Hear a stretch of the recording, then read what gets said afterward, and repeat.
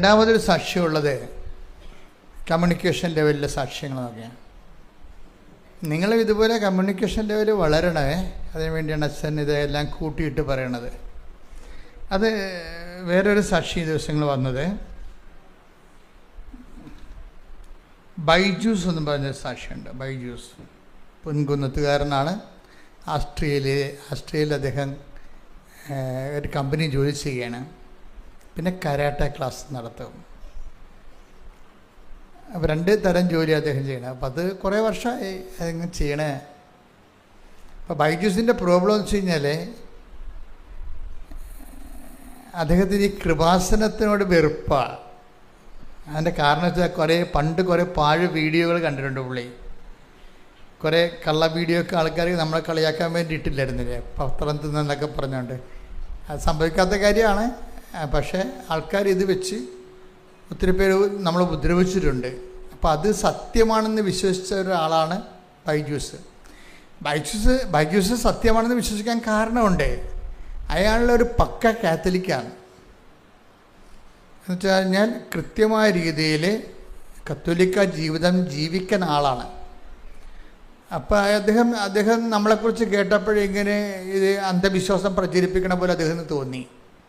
നാട്ടുകാർ അങ്ങനെയല്ലേ നമ്മളെക്കുറിച്ച് ആരോപിച്ചിരിക്കണത്.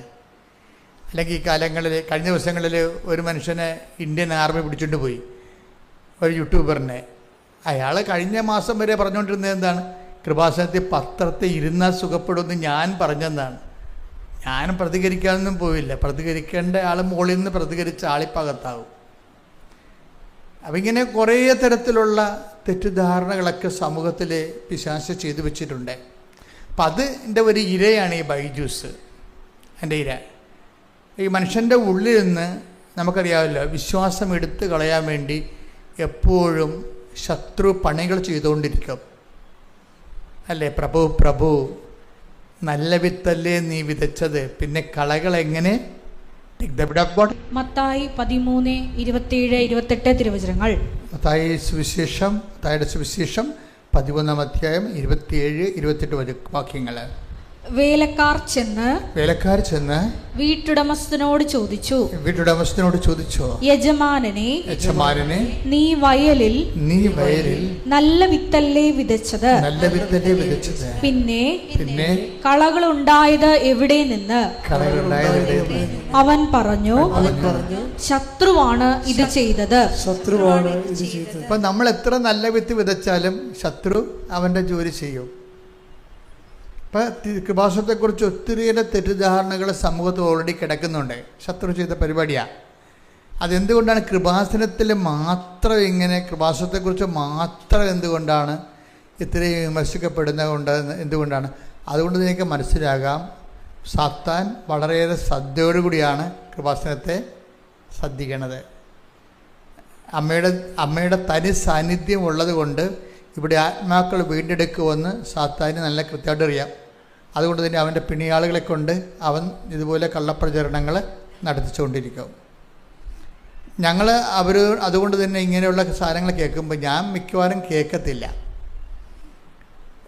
എന്താ കാരണം വെച്ചാൽ കേൾക്കണതുകൊണ്ട് വലിയ പ്രത്യേകിച്ച് കാര്യമൊന്നുമില്ല. അതുകൊണ്ടാണ് ഒരു കാര്യമില്ല. കാര്യം നമ്മുടെ സുവിശേഷ വേലയായിട്ട് മുന്നോട്ട് പോകും. എന്തുകൊണ്ടാണ് കേൾക്കണത് വലിയ കാര്യമില്ലെന്ന് പറയാൻ കാര്യം വെച്ച് കഴിഞ്ഞാൽ, നമ്മൾ ചെയ്യേണ്ട ഇത്രയേ ഉള്ളൂ. നമ്മൾ യുദാസിനെ കർത്താവ് അപ്പം മുക്കി കൊടുത്ത്, എന്നിട്ട് എന്താ പറഞ്ഞത്? മനുഷ്യപുത്രൻ എഴുതപ്പെട്ടിരിക്കുന്ന പോലെ കടന്നു പോകും, നീ ചെയ്യാനുള്ളത് വേഗം ചെയ്യുക. അതാണ് നിലപാടതാണ്. ടേക്ക് ദി ബെഡ് അപ്പ്, ശ്രുതിക്കട്ടെ ഹല്ലേലൂയ. യോഹന്നാൻ 13:27. അപ്പക്കഷ്ണം സ്വീകരിച്ചതിനെ തുടർന്ന് സാത്താൻ അവനിൽ പ്രവേശിച്ചു. യേശു അവനോട് പറഞ്ഞു, നീ ചെയ്യാനിരിക്കുന്നത് വേഗം ചെയ്യുക. ആരോടാ പറഞ്ഞത്? യുവദാസനോടല്ല.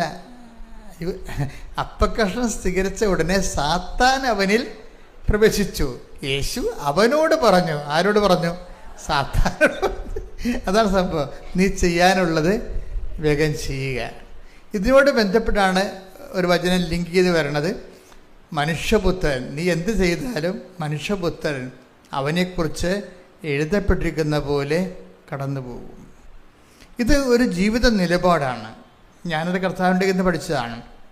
എന്നുവെച്ചാൽ നമ്മളെക്കുറിച്ച് ആക്ഷേപങ്ങൾ, ഇപ്പം നിങ്ങൾക്ക് ഏഷണി, വൈരാഗ്യം, നിങ്ങളുടെ ജോലി മുടക്കുക, കല്യാണം മുടക്കുക, അല്ലേ, നിങ്ങളുടെ താത്തിക്കിട്ടുക, ഗ്രൂപ്പിസമായിട്ട് നിങ്ങളെ ഒഴിവാക്കുക, ഇങ്ങനെ ഒത്തിരി അഭ്യാസങ്ങൾ കുടുംബങ്ങളിലും നിങ്ങൾ ജോലി ചെയ്യുന്ന സ്ഥലങ്ങളിലും സ്കൂളിലും എല്ലായിടത്തും നടക്കും. എല്ലായിടത്തും നടക്കും. സ്കൂളെന്ന് പറയണ്ട, എല്ലാ മനുഷ്യൻ്റെ സമാജങ്ങളിലെല്ലാം ഇത് നടക്കും. അപ്പോൾ നമ്മുടെ നിലപാട് എന്താണ്? നമ്മൾ ഉടനെ അവിടെ വാക്കത്തേക്ക് പിടിക്കാൻ പോവുക? ഇല്ല. നമ്മളെന്ത് ചെയ്യും? സാത്താന് ചെയ്യാനുള്ള ചെയ്യട്ടെ. കാര്യം എന്താ? സാത്താനേക്കാൾ വലിയ ആയുധമാണ് നമ്മുടെ കയ്യിലുള്ളത്. എന്താണ്?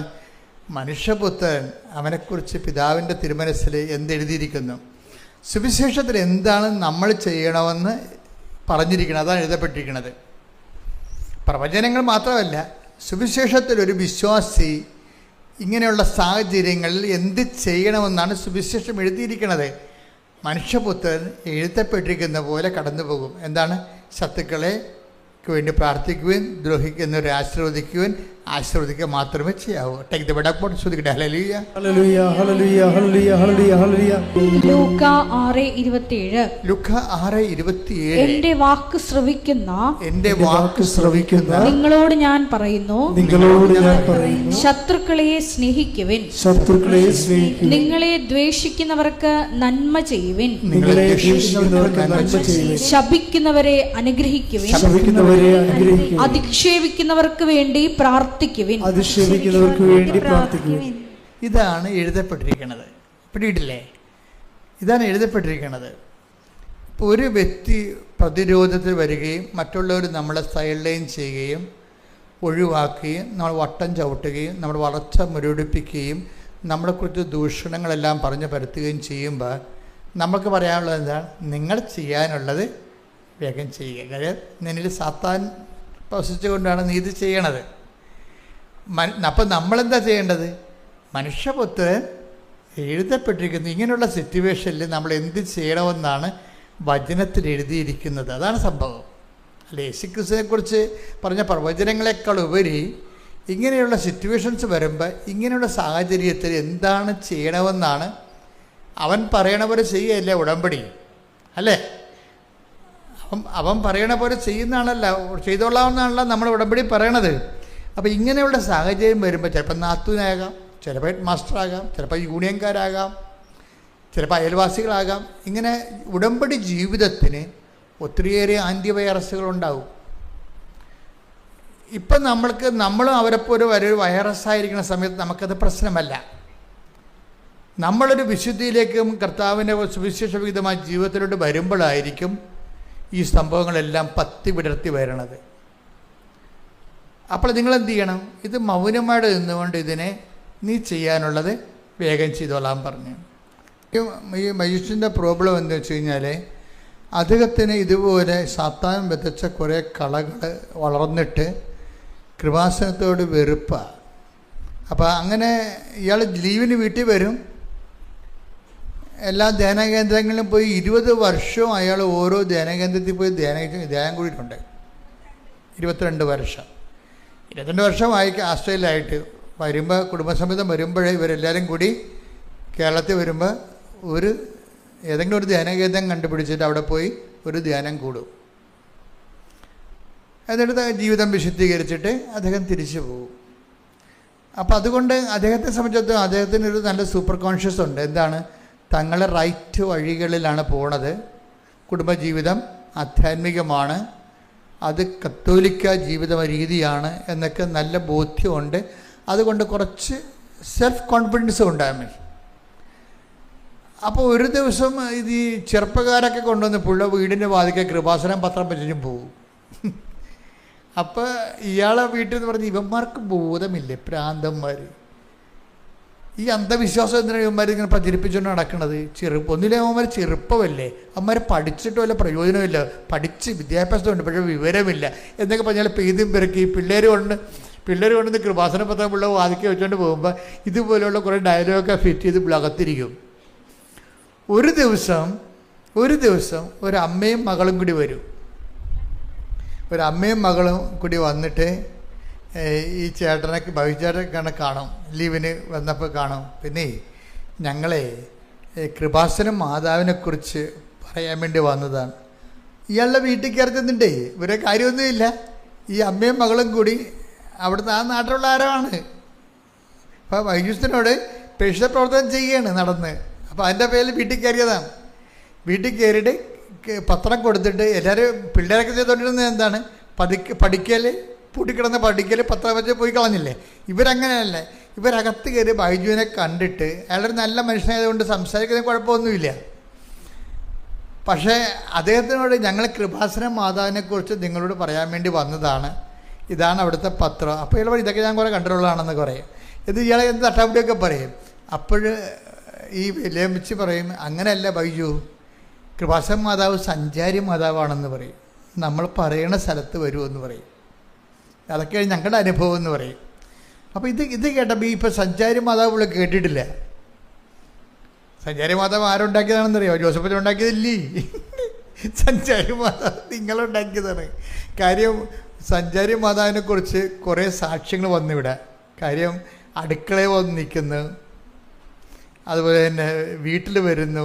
ഇങ്ങനെ അവർക്ക് കാണാൻ പറ്റുന്ന കുറേ സാക്ഷ്യങ്ങൾ ഒരിടക്ക് ഒരു 2-3 കൊല്ലം മുമ്പ് ആൾക്കാരുടെ സാക്ഷ്യങ്ങളെല്ലാം അമ്മയെ നേരിട്ട് കണ്ട കുറേ സാക്ഷ്യങ്ങൾ വന്ന്. അങ്ങനെയാണ് അമ്മ സഞ്ചാരി മാതാവാണെന്നുള്ളത് അവർക്ക് മനസ്സിലായിട്ട് അവർക്ക് പലയിടത്ത് അനുഭവങ്ങൾ വന്നപ്പോൾ ജനങ്ങളിട്ട പേരാണത്. അപ്പോൾ അത് ശരിക്കും പറഞ്ഞാൽ ജനങ്ങളുടെ എല്ലാവരും അത്ര അനുഭവമുള്ള ഒത്തിരി പേരുണ്ട്, ആയിരക്കണക്കിന് പേരുണ്ട്. മാതാവ് അവരുടെ വീട്ടിലെത്തണതായിട്ട് സ്വപ്നം കണ്ടതും ദർശനം കണ്ടതും നേരെ ചൊവ്വേ കണ്ടതും ഒക്കെ ഒത്തിരി പേരുണ്ട്. അപ്പോൾ ഈ സുഗന്ധാഭിഷേകം തന്നെ ഫോളോ അപ്പ് ചെയ്യണതും കൂടെ വരണില്ല, പിന്തുടർന്ന് വരണില്ല. നമ്മളെ പിന്തുടർന്ന് വരണത് എന്താ, അതുപോലെ മഴവില്ല് വരണത്, ഇങ്ങനെ കുറേ തരത്തിൽ ദൈവത്തിൻ്റെ തനി സാന്നിധ്യം ഓരോ ഇടങ്ങളിലും നമ്മൾക്ക് ആവശ്യമുള്ള മേഖലകളെല്ലാം നമുക്ക് സപ്പോർട്ടായിട്ട് നിൽക്കുന്ന കാണുമ്പോഴാണ്. അപ്പോൾ ഈ അനുഭവങ്ങൾ ഈ അമ്മച്ചി ബൈജൂസിനോട് പറയും കൃപാസന മാതാവ് സഞ്ചാരി മാതാവാണെന്ന്. അപ്പോൾ ഇയാൾ ശ്രദ്ധിക്കും, സഞ്ചാരി മാതാവാ ആദ്യം കേൾക്കണില്ല എന്ന് പറയും. ആദ്യം കേൾക്കണം അദ്ദേഹം ഇങ്ങനെ സഞ്ചാരി മാതാവിനെക്കുറിച്ച്. അപ്പോൾ എന്തൊക്കെയോ അവരോട് നല്ല വാക്ക് പറഞ്ഞ് വിട്ടെങ്കിലും ഈ സഞ്ചാരി മാതാവ് പുള്ളിക്ക് ക്ലിക്കായി. അപ്പോൾ ഒരു ദിവസം പുള്ളി പറഞ്ഞ് എടി നമുക്ക് അടുത്ത ആഴ്ച നമ്മൾ പോകുകയല്ലേ, തിരിച്ച് സിഡ്നിക്ക് പോവുകയാണ്. ഇപ്പോൾ നമുക്ക് 6 എണ്ണം വാടക ഇട്ടിട്ടുണ്ട്. കാറ് ഒരെണ്ണം ഈ വീട്ടിൽ ഇവിടെ ലീവിന് വരുമ്പോൾ ഒരു വാടകയ്ക്ക് ഒരു മാസത്തേക്ക് ഒരു കാർ എടുത്തിടും. അപ്പം അതിന് ആ കാറ് വാടകയ്ക്ക് ആണെങ്കിലും ഇപ്പം വീട്ടിൽ പോർച്ചിൽ കിടക്കുകയാണ്. കാർ കിടക്കണ്ടല്ലോ, നമുക്ക് ഏതെങ്കിലും കൃപാസനം വരെ ഒന്ന് പോകാം എന്ന് പറഞ്ഞു. അപ്പോൾ വൈഫും പുള്ളിക്ക് താല്പര്യമില്ല, ജസ്റ്റ് ഇവിടുത്തെ ഈ ബഹളമൊക്കെ ഈ ആൾക്കാർ തിരക്കാണ്, ഭയങ്കര തിരക്കാണെന്നൊക്കെ പറഞ്ഞത് കാണാൻ വേണ്ടി വന്നതാണ്. കാണാൻ വേണ്ടി വന്ന് വൈഫും അദ്ദേഹം കൂടി വന്ന് അപ്പോഴേ ഇവിടെ ഉടമ്പടിയുടെ സമയമായി. ഉടമ്പടി മോളിൽ ചെല്ലാൻ പറഞ്ഞു. ഉടമ്പടി പുതുതായിട്ട് ഉടമ്പടി എടുക്കുന്നവർ മുകളിലോട്ട് ചെല്ലാൻ പറഞ്ഞു, രണ്ടാമത്തെ നിലയിൽ ചെല്ലാൻ പറഞ്ഞു. അപ്പോൾ പുള്ളിക്കാരൻ ടോക്കണൊന്നും എടുക്കാതെ ഈ എന്താണ് ഉടമ്പടി എന്ന് കേൾക്കാൻ വേണ്ടി, പുള്ളിക്ക് ഉടമ്പടി എടുക്കാൻ ഉദ്ദേശമില്ല, എന്താ മുകളിൽ നടക്കണമെന്ന് അറിയാമല്ലോ എന്ന് പറഞ്ഞ് മുകളിൽ ചെന്നപ്പോൾ അവിടെ അനൗൺസ്മെൻ്റ് ടോക്കൺ ഇല്ലാത്തവർ ടോക്കൺ എടുത്തുകൊണ്ട് വരാൻ പറഞ്ഞു. അപ്പോൾ ബൈജുവിന് ടോക്കണില്ല. പുള്ളിക്കാരൻ ഇറങ്ങി പോകാൻ നേരത്ത് അവിടെ നിൽക്കുന്ന ആൾ പറഞ്ഞ് എന്താ ചേട്ടാ പോണത്? അല്ല ഞാനിക്ക് ഉടമ്പടി എടുക്കേണ്ട എടുക്കാൻ വന്നതല്ല, അതും ടോക്കൺ എടുത്തിട്ടില്ല. അപ്പോൾ ചേട്ടൻ അവിടെ ഇരിക്കും, ഞാൻ ടോക്കൺ എടുത്ത് വരാമെന്ന് പറഞ്ഞു. അങ്ങനെ പുള്ളി കെട്ടിലായി പോയി. അവിടെ നിന്ന് പ്രേക്ഷിതം പറഞ്ഞ് ചേട്ടൻ ഇറങ്ങി പോകണ്ട, അത് ദൈവം സംരക്ഷിക്കണ്ട ഒരു തരത്തിൽ. അദ്ദേഹം ടോക്കൺ എടുക്കാതെയാണ് കയറിയതെങ്കിലും മാതാവ് അദ്ദേഹം താഴേക്ക് ഇറങ്ങിപ്പോയാൽ പിശാച് പിടിച്ചുകൊണ്ട് പോകും. അതുകൊണ്ട് അയാളവിടെ ഇരുത്തിയിട്ട് അവിടെ നിന്ന് ചാർജിലുണ്ടായിരുന്ന ആൾ താഴെ വന്ന് അദ്ദേഹത്തിൻ്റെ ടോക്കൺ എടുത്ത് ഇവിടെ കൊടുക്കും. ടോക്കൺ എടുത്തപ്പോൾ പിന്നെയും ബൈജുവിന് പ്രശ്നമായി, ഇതെന്താണ് എഴുതേണ്ടതെന്ന് അറിയത്തില്ല. പ്രത്യേകിച്ച് കാര്യമൊന്നുമില്ല, പുള്ളി മര്യാദയ്ക്ക് ജീവിക്കുന്ന ഒരാളാണ്, അത്യാവശ്യം ജീവിക്കാനുള്ള മാർഗമുണ്ട്, ജോലിയുണ്ട്, ഒന്നും എഴുതാനൊന്നും ഇല്ല. അപ്പോൾ എൻ്റെ ടോക്കിൽ ഞാൻ പറഞ്ഞു നിങ്ങൾ ആദ്യം എഴുതേണ്ടത് പരിശുദ്ധാത്മാവ് നിറയാനാണെന്ന് എൻ്റെ ടോക്കിൽ പറഞ്ഞു. അപ്പോൾ പുള്ളിക്കാരൻ പറഞ്ഞു ഒരു നിയോഗം കിട്ടി, പുള്ളിക്ക് നിയോഗം ഇല്ല. അച്ഛൻ പറഞ്ഞ പുള്ളിയുടെ പരിശുദ്ധാത്മാവിനെ കിട്ടണം എഴുതി വെച്ചാൽ അവിടെ ഒരു നിയോഗമായിട്ട്. പിന്നത്തൊന്നും എഴുതാൻ അറിയാൻ പാടില്ല. അപ്പോൾ ജോമോൻ്റെ ക്ലാസ് വന്ന്, അപ്പോൾ ജോമോൻ്റെ ക്ലാസ് പറഞ്ഞ് നിങ്ങൾ എഴുതുമ്പോൾ നടക്കാത്ത കാര്യം എഴുതാൻ പറഞ്ഞു. അത് പുള്ളിക്ക് ക്ലിക്കായി. നടക്കാത്ത കാര്യങ്ങൾ എഴുതി വെക്കാൻ പറഞ്ഞു എൻ്റെ അടുത്ത് നിയോഗമായിട്ട്. നടക്കലും നിങ്ങൾക്ക് പൂർണ്ണ ബോധ്യമുള്ള കാര്യം എഴുതാൻ പറഞ്ഞു. അപ്പം അത് ടോക്ക് ചെയ്ത് റെക്കോർഡ് ചെയ്തിട്ടിരിക്കണതല്ലേ. ആ പുള്ളി അപ്പോൾ വിചാരിച്ച പുള്ളിക്ക് നടക്കാത്തൊരു കാര്യമുണ്ട്. എന്ന് വെച്ച് കഴിഞ്ഞാൽ പുള്ളിയുടെ ഈ മുട്ടിന് എന്തോ ഈ ലിഗമെൻ്റ് പോയ എന്ത് സംഭവം. ആടെ കരാട്ട ക്ലാസ് ആണെങ്കിലും കാലൊന്നും പൊങ്ങത്തില്ല, കയ്യൊക്കെ പൊങ്ങും, വലതുകാലം പൊങ്ങത്തില്ല. അപ്പം വേദന മാറുന്നില്ല. അപ്പോൾ ഈ 10-20 ധ്യാന കേന്ദ്രത്തൊക്കെ പുള്ളി പോയിട്ടുള്ളതാണ്. അവിടെയൊക്കെ രോഗശാന്തി പ്രാർത്ഥനയൊക്കെ കൂടിയതെങ്കിലും ഇതുവരെക്കും അതിനൊരു മാർഗ്ഗമില്ല. പുള്ളിക്കാരൻ അപ്പം ഓർത്ത് നടക്കാത്ത കാര്യമില്ലേ. അപ്പം അതിനെ പരീക്ഷിക്കുകയും ചെയ്യാം, അതാണ് പുള്ളിയുടെ ഉദ്ദേശം. അപ്പം അതുകൊണ്ട് കാലിൻ്റെ 20 കൊല്ലമായിട്ടുള്ള വേദന, കാല് സ്വാധീനമില്ലാത്ത അവസ്ഥ മാറ്റിത്തരണമെന്ന് പറഞ്ഞ് എഴുതി വെച്ചു അവിടെ. പക്ഷേ ഇദ്ദേഹം ഇവിടുന്ന് ഉടമ്പടി എടുത്ത് അതെല്ലാം കഴിഞ്ഞ് വീട്ടിൽ പോയി. അതിനുശേഷം ആസ്ട്രേലിയയിൽ ചെന്ന് ഉടമ്പടി അദ്ദേഹത്തിൻ്റെ രീതി അനുസരിച്ച് ഏറ്റാൽ ഏറ്റതാണ്, ഏറ്റിട്ട് കുഴപ്പത്തില്ല, ഏറ്റില്ലെങ്കിൽ ഏറ്റത്തില്ല, അതിനേ ഉള്ളൂ. അദ്ദേഹം അത് പറയുന്നുണ്ട്. എന്നെ സംബന്ധിച്ചിടത്തോളം ഒരു കാര്യം ചെയ്യാമെന്ന്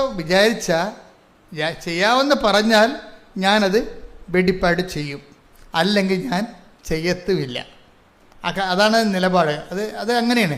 അപ്പോൾ ഉടമ്പടി ചെയ്യാമെന്ന് പറഞ്ഞില്ലേ, അതുകൊണ്ട് പുള്ളിക്കാരന് ഉടമ്പടി വൃത്തിയായിട്ട് അങ്ങനെ ചെയ്യാൻ തുടങ്ങി, ഭംഗിയായിട്ട് ചെയ്യാൻ തുടങ്ങി.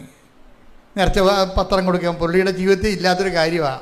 പണ്ട് പുള്ള വീട്ടിൽ പത്രം കൊണ്ടുവന്നിട്ട് അവനൊക്കെ വിദ്യാഭ്യാസത്തിൻ്റെ വിവരമില്ലെന്ന് പറഞ്ഞ ആൾ തന്നെത്താൻ തന്നെ ഈ പത്രം കൊടുത്ത് ഓഫീസൊക്കെ കൊടുക്കാൻ തുടങ്ങി. ആസ്ട്രേലിയയിൽ മലയാളികളെ കണ്ടു കൊടുക്കാൻ തുടങ്ങി, ഇംഗ്ലീഷ് കണ്ട് കൊടുക്കാൻ തുടങ്ങി. അപ്പം ചെയ്യാനുള്ള കാര്യമൊക്കെ പുള്ളി ഭംഗിയായിട്ട് ചെയ്യുന്നുണ്ട്. ചെയ്തതിന് ശേഷം 2 ദിവസം ഇയാളെ നടപ്പൊക്കെ കണ്ടപ്പോൾ ഭാര്യ ചോദിച്ച്, ബൈജു നിങ്ങളുടെ കാലിൻ്റെ വേദന ഇപ്പം ഇല്ലേ? അപ്പോഴാണ് ബൈജു വാപ്പിളിക്കണത്, ശരിയാണല്ല, വേദന എപ്പോൾ പോയെന്ന് 20 കൊല്ലമായ വേദനയാണ്, അത് എപ്പോൾ പോയെന്ന് പുള്ളിക്ക് അറിയത്തില്ല. It is God. അപ്പോഴാണ് പുള്ളി കണ്ണും നിറഞ്ഞു പോയത്. എന്താണ് ആ കൃപാസനത്തിൽ സംഭവിക്കുന്നത് പുള്ളിക്ക് മനസ്സിലായത്. അപ്പോൾ പിന്നെ പുള്ളി കുറച്ചുകൂടി ഉശിരോടുകൂടി കാര്യങ്ങളെല്ലാം ഉടമ്പടി ജീവിതത്തിലായിട്ട് പതുക്കെ കൃത്യമായിട്ട് വന്ന് കഴിഞ്ഞപ്പോൾ 2 ദിവസം കഴിഞ്ഞപ്പോൾ ഒരു ഫിലിപ്പീനുമായിട്ട് പുള്ളി സംസാരിക്കുകയാണ്. അപ്പോൾ അതേ കമ്പനിയിൽ ഒരു പുതിയ ലേഡി സ്റ്റാഫ് വന്ന്, അപ്പോൾ ഫിലിപ്പീനോ പുള്ളിയോട് ചോദിച്ചു, ആ ലേഡി സ്റ്റാഫിനെ എനിക്ക് വേറെ കമ്പനി വെച്ച് അറിയാവുന്നതാണ്, ഇവിടെ വന്നിട്ട് എങ്ങനെയുണ്ട് എന്ന് ചോദിച്ചു. അപ്പോൾ വൈദ്യു പറഞ്ഞ അവളൊരു വേസ്റ്റാണെന്ന് പറഞ്ഞു. ആര്? ഫിലിപ്പീനോ സ്റ്റാഫ് ഒരു വേസ്റ്റാണ്. കാര്യം അവർക്ക് പണി അറിയത്തില്ല. ഇതിലേക്ക് എന്തിനാണ് ഇത് കെട്ടിയെടുത്ത് കൊണ്ടുവന്നിട്ട് അവർ പണി ചെയ്യാത്ത കൊണ്ട് മറ്റുള്ളവർക്കിട്ട് പണി ഉഴപ്പറുണ്ട് എന്ന് പറഞ്ഞാൽ അതൊരു വേസ്റ്റാണെന്ന് പറഞ്ഞു. അത് പറഞ്ഞ് നാക്കിട്ടില്ല, ഈ വേദന തിരിച്ചു വന്ന്. അതാണ് വിഷയം, വേദന തിരിച്ചു വന്നു. അപ്പോൾ ഉടനെ ബൈജു പറഞ്ഞു, മാതാവ് പറ്റിച്ചതായിരിക്കും, എനിക്ക് വേദന മാറിയെന്ന് അപ്പം തോന്നിയതേ ഉള്ളതായിരിക്കും, ആ വേദന ഒന്നും മാറിയിട്ടില്ല, അത് അവിടെ തന്നെ ഉണ്ട്, ഇപ്പോൾ അത് തിരിച്ചു വന്നല്ല എന്ന് പറഞ്ഞു. പക്ഷെ കുറച്ച് കഴിഞ്ഞ് വൈകുന്നേരമായപ്പോൾ പുള്ളിക്ക് തോന്നി, ഞാൻ ആ ലേഡി സ്റ്റാഫിനെ കുറ്റം പറഞ്ഞപ്പോൾ എൻ്റെ നെഞ്ചിനൊരു വേദന തോന്നിയല്ല, അത് വേണ്ടായിരുന്നു, ഒഴിവാക്കാമായിരുന്നല്ലേ എന്ന് പറഞ്ഞ് പുള്ളി വൈകുന്നേരമായപ്പോൾ പള്ളിയിൽ പോയി അച്ഛനെ കണ്ടിട്ട് പറഞ്ഞ് കുമ്പസാരിച്ച്. അതാണ് ഈ കുമ്പസാരത്തിൻ്റെ ഗുണം, അതാണ്. അപ്പം നമ്മളെപ്പോഴും ശ്രദ്ധിക്കണം, ഇവിടുന്ന് എന്തെങ്കിലും പറഞ്ഞൊക്കെ തരുന്നുണ്ടെങ്കിൽ കൃത്യമല്ലാത്ത ഒരു കാര്യം സഭ പഠിപ്പിക്കത്തില്ല, കൃത്യമല്ലാത്ത ഒരു കാര്യം സഭ ഉപദേശിക്കത്തുമില്ല. സഭയ്ക്ക് ഇങ്ങനെ കരയെന്നുള്ള പ്രസംഗമൊന്നും ഇല്ലെങ്കിലും പറയണ കാര്യങ്ങൾ വൃത്തിയും മെനയും കൃത്യമായിരിക്കും. ഒത്തിരി കാലം സഭ പ്രാർത്ഥിച്ച് എല്ലാ മേഖലകളിലും ഡിസ്കസ് ചെയ്ത് അതിൻ്റെ സ്പെഷ്യലിസ്റ്റും എല്ലാ കാര്യവും നോക്കിയിട്ട് അതിൻ്റെ കാനോണിസ്റ്റുകൾ, അതിൻ്റെ തിയോളജിയൻസ് എല്ലാം പഠിച്ചതിന് ശേഷമേ സഭ ഒരു കാര്യം പറയത്തുള്ളൂ. അപ്പോൾ നിങ്ങളവർക്ക് മാർപ്പാപ്പയെ കൊണ്ട് പറയിപ്പിക്കണമല്ല, മാർപ്പാപ്പ ഒറ്റ ശ്വാസത്തിൽ പറയണതാണ് രാഷ്ട്രീയക്കാരെ പോലെ പ്രസംഗം. അങ്ങനല്ല, അതെല്ലാം ആ സബ്ജക്റ്റ് വൈസ് അതിന് ശാസ്ത്രജ്ഞന്മാരെ വിളിച്ചിരുത്തി പഠിക്കേണ്ടതാണെങ്കിൽ ശാസ്ത്രജ്ഞന്മാരെ വിളിച്ചിരുത്തി പഠിക്കും. ആ വിഷയങ്ങളെക്കുറിച്ച് അതിൻ്റെ സഭയുടെ നിലപാട് എന്താണെന്ന് നോക്കിയിട്ട് ആ തിരുസംഘത്തിൽ നിന്ന് കൊടുക്കുന്ന നോട്ടാണ് മാർപ്പാപ്പ പറയണത്. മാർപ്പാപ്പ പറയുന്നത് കൊണ്ട് തന്നെ വിശ്വാസസംബന്ധമായ കാര്യവും ധാർമ്മികമായ കാര്യങ്ങളും കറക്റ്റായിരിക്കും. കാര്യം അത് ഇരിക്കുന്ന ചെയറ് കർത്താവ് അഴിക്കാനും ബന്ധിക്കാനും അധികാരം കൊടുത്ത ചെയർ ഇരുന്നുകൊണ്ടാണ് സഭ കാലഘട്ടത്തെ നയിക്കണത്. അപ്പോൾ അതേസമയം തന്നെ ഇവിടെ എന്ത് സംഭവിച്ചു, ഇവർക്ക് മനസ്സിലായി ആ ലേഡി സ്റ്റാഫിന് അവർക്ക് ചിലപ്പോൾ കഴിവ് കുറവായിരിക്കും, പക്ഷെ അവൾ ആക്ഷേപിക്കേണ്ട കാര്യമില്ലായിരുന്നു. എല്ലാവർക്കും ഒരുപോലെ കഴിവുണ്ടാകുമോ? എല്ലാവർക്കും ഒരുപോലെ കഴിവുണ്ടാകുമോ? ചില ആൾക്കാർ സ്ലോ ആയിരിക്കും, ചില ആൾക്കാരെല്ലാം പൂർത്തിയായിട്ട് ചെയ്യും, പക്ഷെ സ്ലോ ആയിട്ടേ ചെയ്യത്തുള്ളൂ. ചില ആൾക്കാരെല്ലാം സ്പീഡായിട്ട് ചെയ്യും, പക്ഷേ വൃത്തിമനയിലാ ചെയ്യത്തുള്ളൂ. അത് മനസ്സിലായില്ലേ? ഇപ്പോൾ പാത്രം കഴുകണ കാര്യം തന്നെ ചില ആൾക്കാർ പുറപ്പെടാമെന്ന് കഴുകും, പക്ഷേ നമുക്ക് മടുത്ത് നോക്കുമ്പോൾ മുട്ടയുടെ മണം ഉണ്ടാവും. പക്ഷെ ചില ആൾക്കാർ സമയമെടുത്തേ കഴുകത്തുള്ളൂ, സമയം പോവും, പക്ഷേ വൃത്തിയായിരിക്കും. അപ്പോൾ ഓരോരുത്തരും ഓരോ നേച്ചറാണ്. അപ്പം അതുകൊണ്ട് നമുക്കങ്ങനെ കയറി എല്ലാവരും അങ്ങനെ അടച്ചാക്ഷേപിക്കാൻ അനുവാദം തന്നിട്ടില്ല. ദൈവത്തിൻ്റെ സൃഷ്ടിയാണല്ലോ അതും. അപ്പോൾ അവരെ ആക്ഷേപിക്കുമ്പോൾ ദൈവത്തിനെ ആക്ഷേപിക്കണം പോലെ തിരിച്ചല്ലേ വരത്തുള്ളൂ ഈ സംഭവം. അതാണ് വിഷയമേ. ഇപ്പം നമ്മൾ ഇപ്പം പൊട്ടനാണ്, നീ പൊട്ടനാണെന്നങ്ങനെ പറഞ്ഞിട്ട് എന്ത് ചെയ്യും നീ? അപ്പം നീ എങ്ങനെ ബുദ്ധിയുള്ള ആളായി? ദൈവം സൃഷ്ടിച്ചപ്പോൾ ആയതല്ലേ. അവനോട് പൊട്ടനാണ് നീ എന്ന് പറഞ്ഞിട്ട് വല്ല കാര്യമുണ്ടോ? അപ്പം നീ ബുദ്ധിയുള്ള ആളെന്നല്ലേ പറയണത്. നിന്നെ ബുദ്ധിയുള്ള ആളായിട്ട് സൃഷ്ടിച്ചതും അവനെ പൊട്ടനായിട്ട് സൃഷ്ടിച്ചതും ആളൊന്നും തന്നെയല്ലേ. പണി നമ്മൾ മറ്റുള്ളവരെ ആക്ഷേപിക്കുമ്പോൾ കൊള്ളണത് ദൈവത്തിനിട്ടാണ്. അതാണ് എൻ്റെ അത് വിഷയം വരണത്. അപ്പം അതുകൊണ്ട് തന്നെ വളരെ പാകതയോടുകൂടി മാത്രമേ ദൈവത്തെ അറിഞ്ഞവർ സംസാരിക്കരുത്. അറിയാത്തവർക്ക് എന്തും സംസാരിക്കാം, അവർ കുഴപ്പമില്ല. അവർക്ക് പിന്നെ ഇവിടെ കിടന്നുള്ള ജീവിതമല്ലേ ഉള്ളൂ. അത് കഴിയുമ്പോൾ ചാപ്റ്റർ ക്ലോസ് ചെയ്യത്തില്ലേ. ഇവിടെ ചാപ്റ്റർ ക്ലോസ് ചെയ്യാത്ത ആൾക്കാർ ഇവിടെ സൂക്ഷിച്ച് കൈകാര്യം ചെയ്യേണ്ടത്. അതുകൊണ്ട് ഇവൻ്റെ വിശുദ്ധി നഷ്ടപ്പെട്ട മറ്റുള്ള ആക്ഷേപിച്ച് ഇവൻ്റെ വിശുദ്ധി പോയി കഴിഞ്ഞപ്പോൾ ഇവൻ്റെ പ്രൊട്ടക്ഷൻ പോയി. ആ വേദന തിരിച്ചു വന്നു കഴിഞ്ഞപ്പോൾ ഉടനെ രാത്രി പോയി കുമ്പസാരിച്ച് ആശീർവാദം മേടിച്ച് പാപക്ഷമം മേടിച്ചു. കർത്താവിൻ്റെ പാപക്ഷമമില്ല. വൈദികൻ അവിടെ ആരാണ്? കർത്താവിൻ്റെ ഒരു ആളായ്മയായിട്ടിരിക്കുകയല്ലേ. ഞങ്ങളൊക്കെ ഒരു മാധ്യമമല്ലേ, കർത്താവിൻ്റെ ഒരു മീഡിയമാണ്. കർത്താവാണ് അതിലൂടെ പ്രവർത്തിക്കുന്ന സഭയെ. അപ്പം ആ അധികാരത്തിലാണ് ഇവൻ്റെ പാപം മോചിച്ച് കിട്ടി. അവനെന്താ വേണ്ടത്? പശ്ചാത്താപം വേണം. അതിനെന്താ ചെയ്യേണ്ടത്? ഇനി ഇങ്ങനെ ആവർത്തിക്കത്തില്ലെന്ന് പറയണം. അതാണ് പ്രശ്നം. ചില കുമ്പസാരക്കാർ ചിലത് ഒക്കാത്തതിൻ്റെ കാരണം എന്തറിയാമോ? പശ്ചാത്താപം ഇല്ല. ഇനി ഇങ്ങനെ ആവർത്തിക്കവില്ലേ നിങ്ങൾക്കറിയത്തില്ല. ഇപ്പോൾ തൽക്കാലം മുട്ടുശാന്തിക്ക് വേണ്ടി അഭ്യാസം കാണിക്കുന്നതാണ്.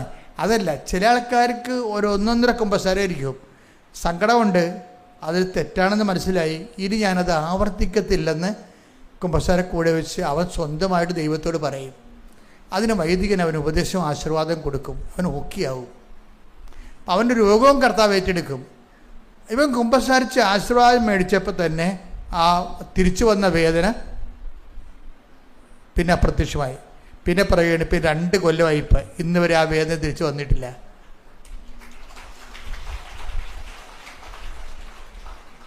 അപ്പോൾ ഇങ്ങനെ കുറച്ച് നാൾ ജീവിച്ച് കഴിഞ്ഞപ്പോൾ ബൈജൂസിന് അമ്മയുമായിട്ടൊരു കമ്മ്യൂണിക്കേഷൻ ഒരു കമ്മ്യൂണിക്കേഷൻ സംസർഗ മേഖല രൂപപ്പെട്ട് വന്നു. ഇവർ തമ്മിൽ സംസാരിക്കുന്ന രീതിയിലായി. അപ്പോൾ അമ്മയോട് പറഞ്ഞു, അമ്മേ എനിക്ക് ട്രാൻസ്ഫറാണ്, ഞാൻ പുതിയ സ്ഥലത്തേക്ക് പോവുകയാണ്. പക്ഷെ അവിടെ എനിക്ക് കരാട്ട ക്ലാസ്സൊക്കെ നടത്തി വല്ല 10 പൈസ ഭക്ഷണം കഴിക്കാൻ കിട്ടണമെങ്കിൽ കുറേ നാളെടുക്കും. എന്നെ ആർക്കും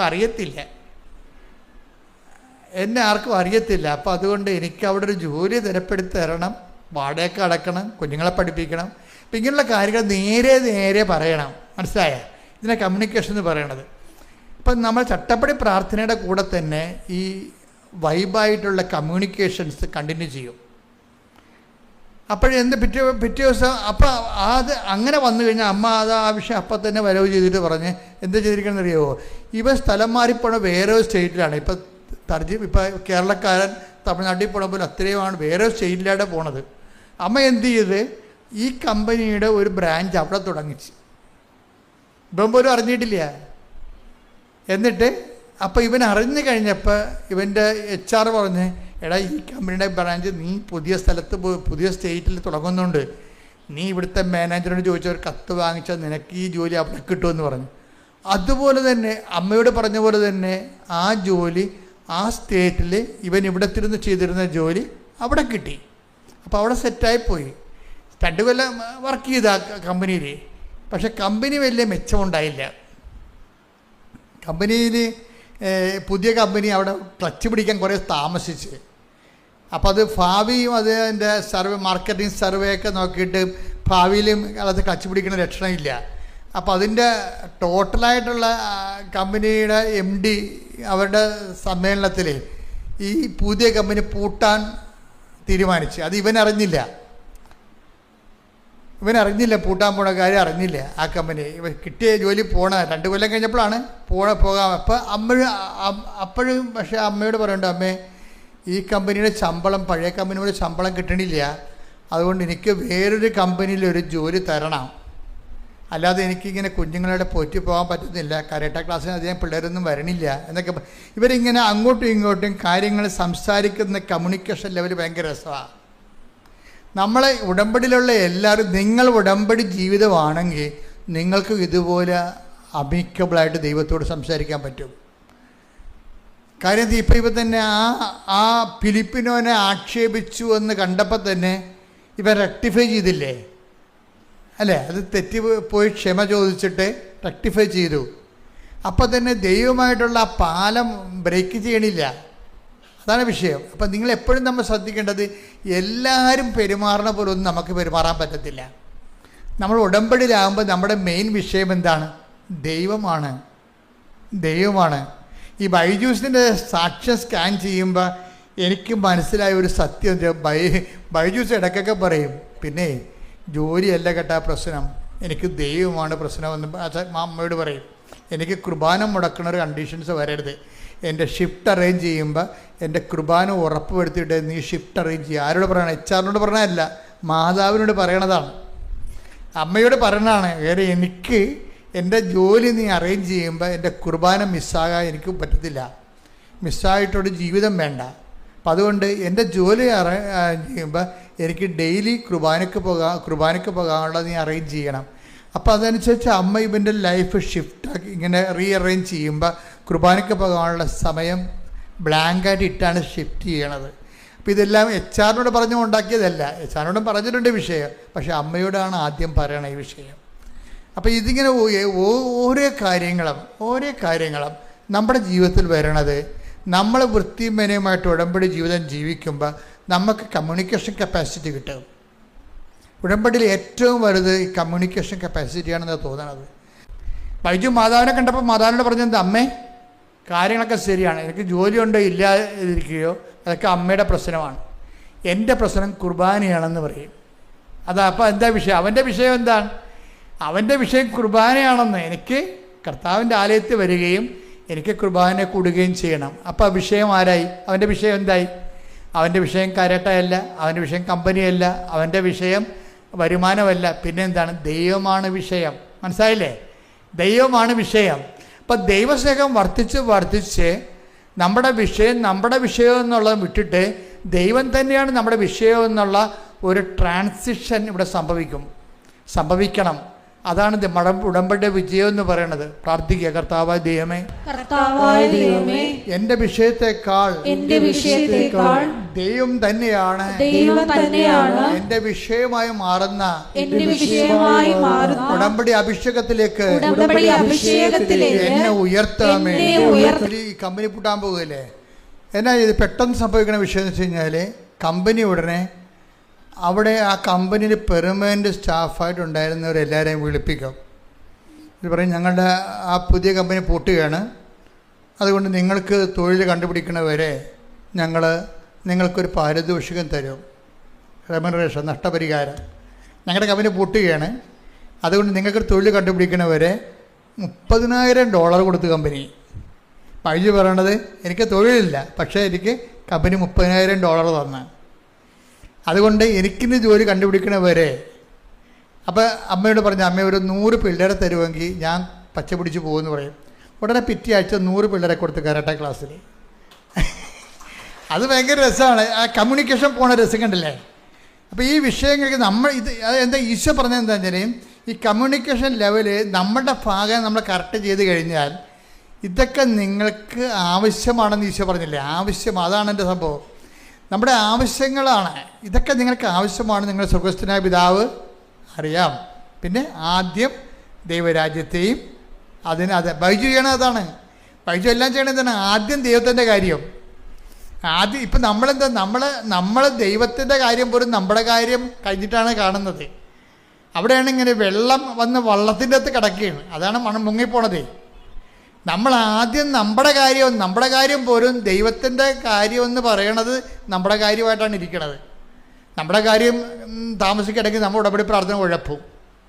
അതിൻ്റെ അർത്ഥം എന്താ? ദൈവത്തിൻ്റെ കാര്യത്തിൽ പ്രാധാന്യമില്ല, നമ്മുടെ വയറ്റിപ്പഴപ്പിന് വേണ്ടിയാണ് കെട്ടിയെടുത്ത് ഇറങ്ങിയിരിക്കണമെന്നുള്ളത് ദൈവത്തിന് മനസ്സിലാകത്തില്ലേ?